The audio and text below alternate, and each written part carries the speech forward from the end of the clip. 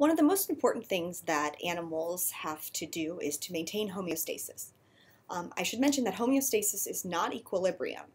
So equilibrium is when the two sides of a chemical reaction or two solutions or something, they're equal and balanced, and that's not homeostasis. Homeostasis is basically there's a range of acceptable and levels of some sort of variable, like temperature or pH or salt concentration, something like that. And the cells in the animal's body needs to maintain the conditions in their cells in a very specific level. So it acts like a buffer in a chemical reaction kind of system. So where the homeostasis is maintained when something's getting too high, it brings it back down, and when something's getting too low, it brings it back up. So one of the, and it doesn't mean that nothing's changing either, it just means that it helps keep it in the middle. They always use the thermostat as an example. So if you set your thermostat on a certain temperature and you have it on auto, A-U-T-O, auto, when the temperature gets too high and it's too hot, the air conditioning will click on and it'll cool it back down. And then if it gets too low, the heat will click on and it'll heat it back up, and so it'll keep it at that 70, 70 degrees, 68 degree number that you put it at. The endocrine system is a series of hormone secreting glands and organs that in part helps maintain homeostasis. So here's an example. The pancreas is part of the endocrine system, as well as the digestive system. But in the endocrine system function, it's regulating blood glucose levels. And so this is the thing that when you have pancreatic misfunction or dysfunction, that's what causes diabetes. So you can see here how it's keeping the blood glucose at a certain level. When the pancreas detects that the glucose level is too high, it releases insulin, which brings the glucose down. When it detects that the glucose level in the blood is too low, it releases glucagon, a different hormone, that causes release of glucose to increase it. So it keeps that glucose at the middle range here, the 70 to 110 milligrams of glucose per 100 mils of blood. And you can see what I was basically saying before. So that you eat, blood glucose goes up, pancreas detects that, it secretes insulin. That means that the glucose in the bloodstream gets taken up into the liver and to the body tissues, stored as glycogen. So that brings the blood sugar back down. When then your blood sugar gets too low, let's say you haven't eaten for a while, your pancreas can detect that, secrete glucagon, which goes to the liver, or the liver responds to the glucagon, and is going to break down the glycogen into glucose monomers. They're released into the bloodstream, and it'll bring the glucose back up to the appropriate level.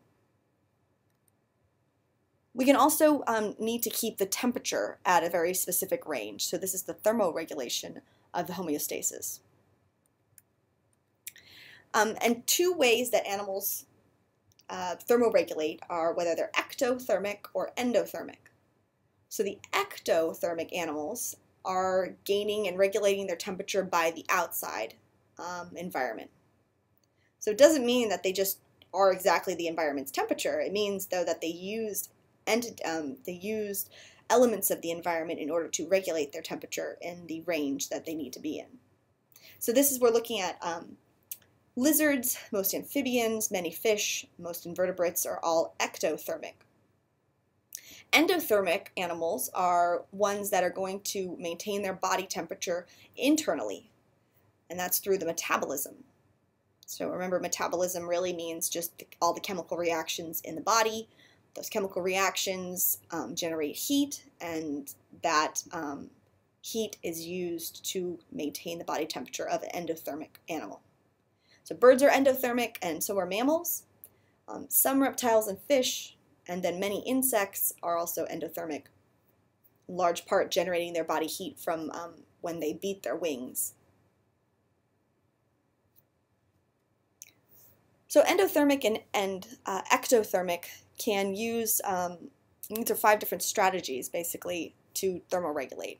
So in the endothermic organisms, we're going to see increasing metabolism. So if you shiver, that's contracting the muscles spontaneously. Muscle contraction generates heat, And so that action of increasing the metabolism will heat up the organism. So that's an endothermic strategy. Insulation, classically endothermic as well, because it maintains the body heat within the organism. Circulatory adaptations, like when you are exercising or doing strenuous activity, a lot of times your skin will get very hot and red, and that is because of you have too much heat inside your body, and so the blood flow to the skin is increasing in order to release that heat to the environment. And I'll show you countercurrent exchange in a moment, and so that's another way of keeping the heat towards the center of the body. Evaporative cooling, so sweating, panting, pouring water on a surface to let it evaporate in order to keep it cooler, all that kind of behavior. And then behavioral responses, these two last ones are really the ectothermic, utilize those a lot, is the moving to the shade or sun, the behavioral, going into the water to maintain, get cooler, migrating to a different area of the, environment you're in or country or something like that in order to get warmer or get colder. So here's this countercurrent heat exchange, and we see this a lot in aquatic organisms. So the idea here, we're looking at a goose's leg, and the blood coming from the body is warm, and as it gets towards the extremities, it cools down. Now the way that the blood vessels are oriented is in these little loops. So then the blood comes down to the end of the foot or the end of the leg. It comes back towards the heart, right alongside the blood vessel going away from the heart, and it gets warmer and warmer and warmer as it gets back into the body. So once it reaches the core, it's going to be warm again. And how does it do that? Well, by putting it right next to the other blood vessel, you actually are able to transfer heat from the higher temperature to the lower temperature. And so what that means is that the coldest blood is at the furthest part away from the body core, and as that blood travels back, it's going to pick up heat from the blood that's leaving the core, and then it'll be warm again by the time it gets into the internal body. You can see the same thing is set up here with this porpoise, is it has these these blood vessels that are right next to each other, and they're exchanging the heat in order to keep the blood warm by the time it gets back to the body. Here's an example of the evaporative cooling, and they also use behavioral adaptations like flapping their ears, the elephants do, and so these would be ways of them maintaining their body temperatures at a specific range. And then elephants are endothermic, they're mammals. Another homeostatic condition to worry about is the concentration of ions in water in the cells in the body of the animal. And so osmoregulation and excretion are two processes that are going to regulate that concentration in the cells in the body.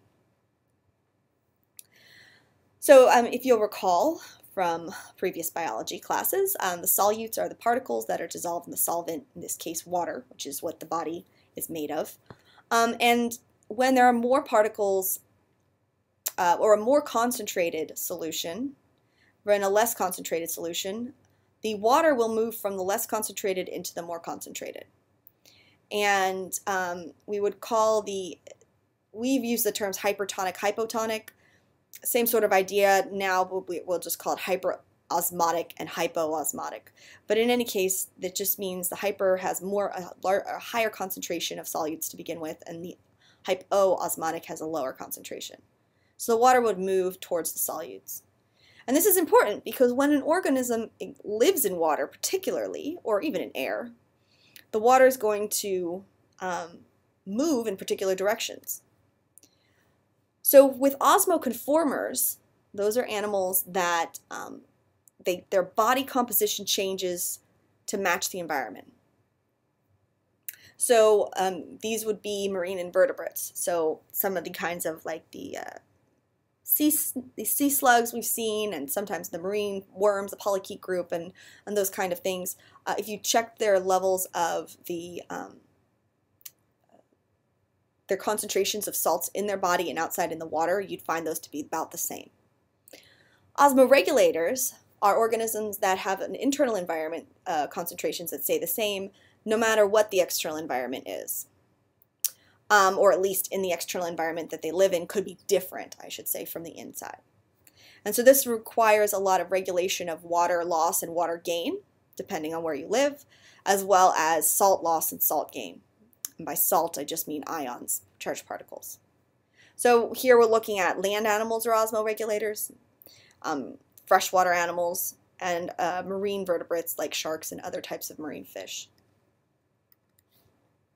So here's an animal that lives in freshwater. So what are the challenges it faces? So the water outside is much less concentrated than the inside of the fish. So what will happen? The water is going to go into the fish's cells. So it'll undergo osmosis and go into the fish.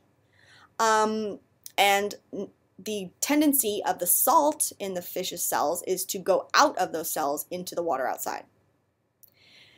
And so there's two things that need to happen. Because there's so much water coming in, the fish needs to get rid of that water so it doesn't, so its cells don't lyse because they take on too much water. And so the way to do that is to have large volumes of urine released. The ammonia is released through the cloaca and the fish in very large amounts. Another thing is that you need to maintain the salt and retain the salt. So since salt's moving out into the environment, these fish actually transport salt into their body through their gills. It's an active transport process. Fish that live in saltwater environments, so marine environments, they have the opposite problem. Their water tends to leave their cells, and the salt tends to go into the body because it's more concentrated on the outside. And so these fish have too much salt inside, so they have mechanisms by active transport to get salt out through their gills. And they're also going to retain the water. So they have a very small volume of urine because they're losing water, so they want to retain as much as they can. Then we have terrestrial vertebrates. They're the ones that live in the air on land, like us. So we lose water and salt. Water comes out as urine as well as sweat and even breathing, your water vapor. And then the salt is also coming out as sweat and in some of the urine products as well. We drink water in and eat salt. So that's how we get those back. We have moderate volumes of urine, more concentrated than the body fluids.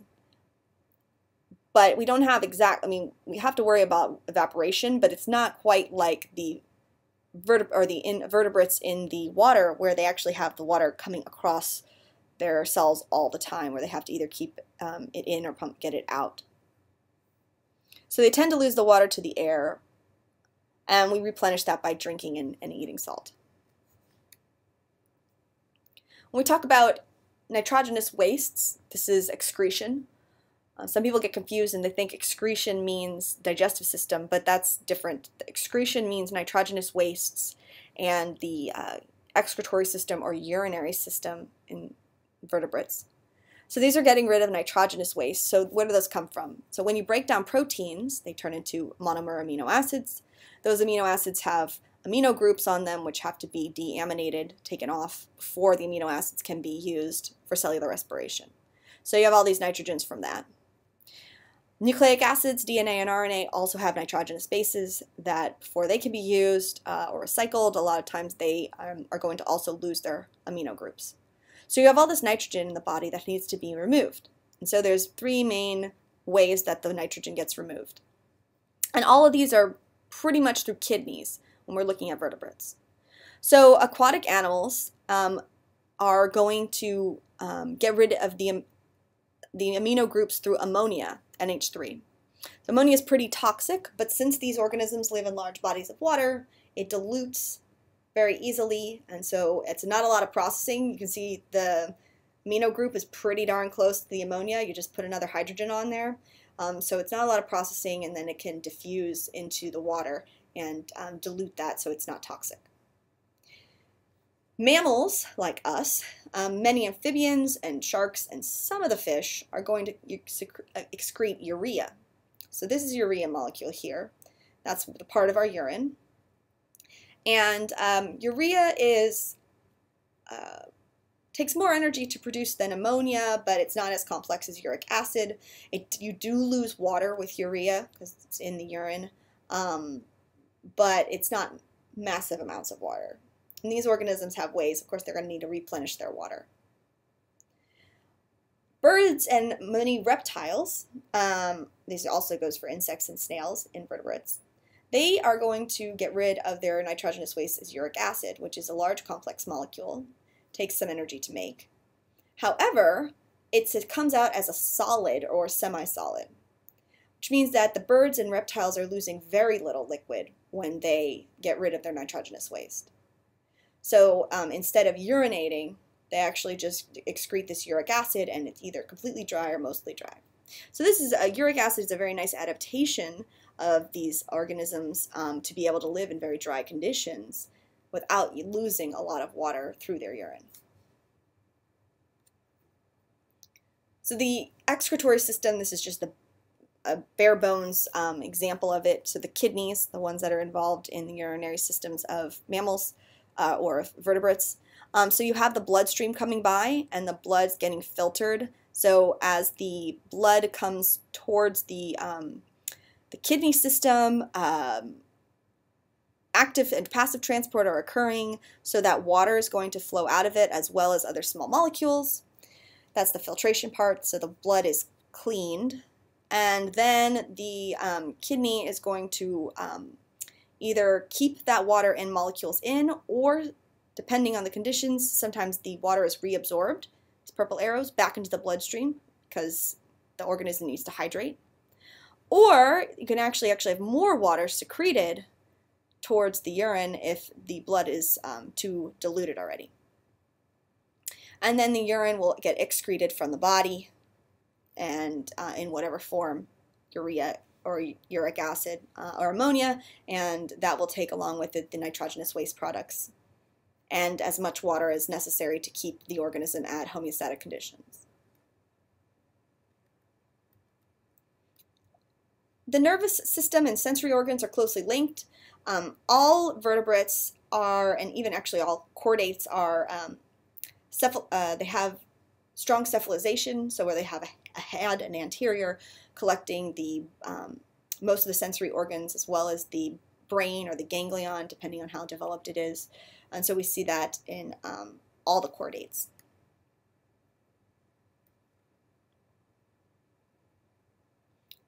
Except for tunicates. Tunicates in their adult form don't have a head, but in their larval form they do. But as the adult form, all of the vertebrates, at least for sure, definitely have cephalization. So the basic nervous system works by inputs of sensory inputs from the environment, whether it's seeing, touching, hearing, any kind of thing like that. That input goes and is transported through the peripheral nervous system, the nerves in the body, to the brain where it's processed. That's the central nervous system. And then it goes out back from the brain to the spinal cord, which goes back out through other neurons to body parts, and those body parts do certain things. So that would be like contract a muscle or, move different ways. I guess that involves muscle contraction, that kind of thing. In the vertebrates, we have a brain and also a dorsal nerve cord. So the spinal cord is a dorsal this time instead of, we see ventral a lot in the invertebrates. And then you have ganglions sticking off of that are innervating the body at different levels and do different functions. When we look at the brain, the basic pattern of the brain in vertebrates is there's a forebrain. The forebrain has olfactory bulbs of different sizes depending on how the sense of smell is. And then the cerebrum, which is learning, language, sleep regulation, complex processing, is all in the cerebrum and the forebrain. Then we have the midbrain, which is responsible for a lot of sensory input routing. So we have optic lobes involved there. Then we have the hindbrain, which includes the cerebellum, which is for coordination, as well as parts of the pons and the medulla, and all that is for autonomic nervous system, so doing functions that the body just does automatically, like breathing, contracting the diaphragm, digestion, things that you don't even have to think about. That's the part of the brain that controls that. So you can look at brains in different types of vertebrates, and we see that they have the similar structure, right? Forebrain, midbrain, hindbrain, but they're different sizes and different sort of shapes. So you could see something like the ray-finned fish has really large midbrain, which includes the optic lobes. So what you'd think is that, well, the ray-finned fish must have pretty good vision. Although sharks have good vision, and they have a really tiny midbrain. You can see, though, that they definitely have a very good sense of smell because their optic lobes their olfactory bulbs are quite developed. Folding occurs, and so sometimes folding is indicative of more processing power, but as we'll see, not always. But a folded cerebellum is particularly associated with better depth perception and balance. And then you can see the mammal brains are folded with the forebrain versus the other ones are smooth. However, when we look at a forebrain of a bird, a songbird that has complex behavior, it's smooth. And then we look at the one of a human, it's wrinkled. And so the convention was to say, well, the more folds there are, the more connections you can make, so the more complex behavior that can occur. But songbirds have very complex behavior and complex songs and all that stuff. And what they've studied is actually what matters is this blue region here. And that region is actually what determines the ability of the organism to have complex processing skills. So it's not actually the folding. I mean, more folds do tend to go with more processing, but you can still have no, smooth cerebrum and still do lots of complex behaviors. So it looks like these nuclei on top of the pallidum are the, nuclei just means clusters of neurons, are the important part there. When we look at brain development, the forebrain, midbrain, hindbrain, it's split into those little regions as an embryo. As it progresses, those regions differentiate further. Like, for example, the forebrain becomes the diencephalon and the telencephalon. You don't need to know these names, but just recognize that each of those ends up becoming specific parts of the adult, well, this is a child, but turns into the same thing as the adult brain, and that they are all derived from the regions in the embryonic brain. And each one has specific jobs and specific ways the neurons and types of neurons that are present and the ways the connections are made. And then we get to the senses, which is the input to the brain. So here are 5 different sensory receptor types. So pain receptors, thermoreceptors, mechanoreceptors, and these are going to be things like hearing is a mechanoreceptor, that's for the sound. Also the body equilibrium, so being able to balance. Lateral line system in chondrichthyans and in ray-finned fish.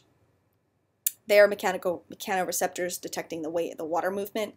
Echolocation is involved with sound, and so that's something that bats and some marine mammals use in order to navigate.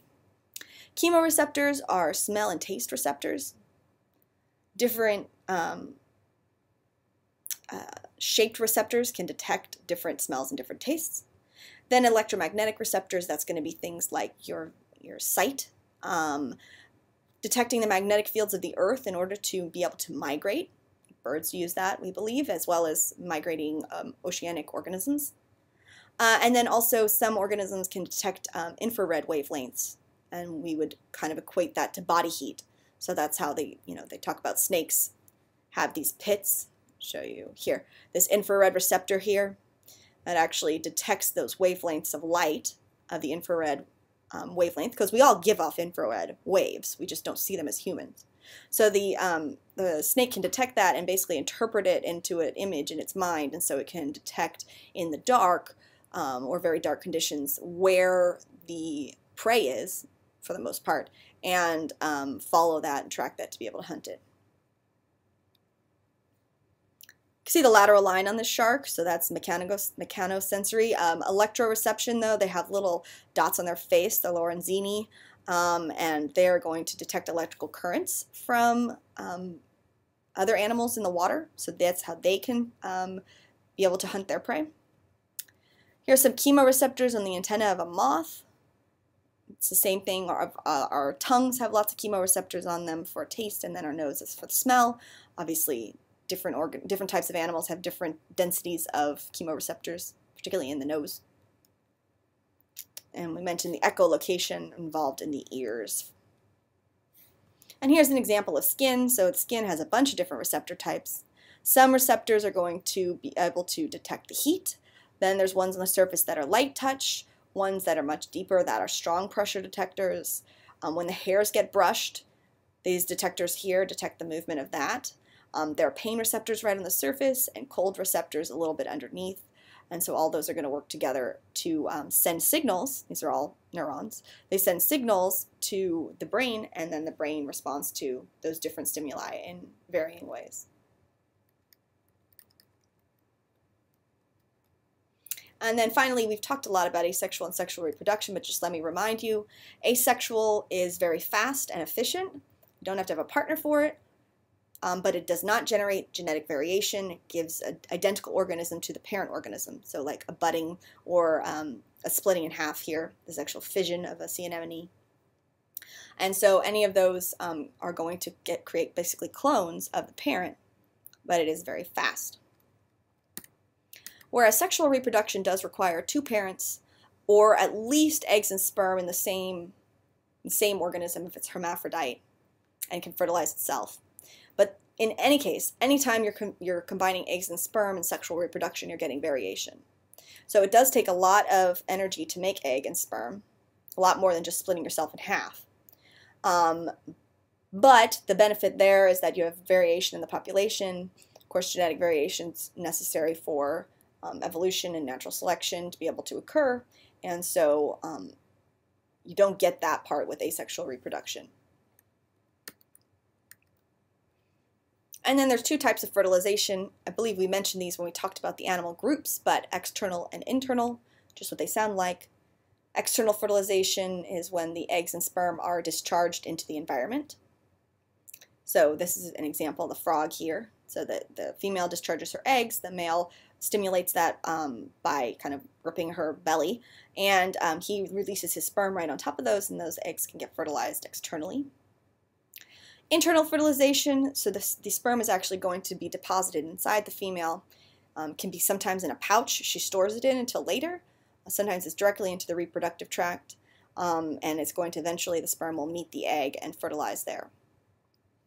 So we see that in terrestrial animals, it's a functional adaptation for not living in water. Some amphibians have internal fertilization, and some fish, including some types of sharks or chondrichthyans. But for sure, the land animals, you really see that, the tetrapods, the internal fertilization.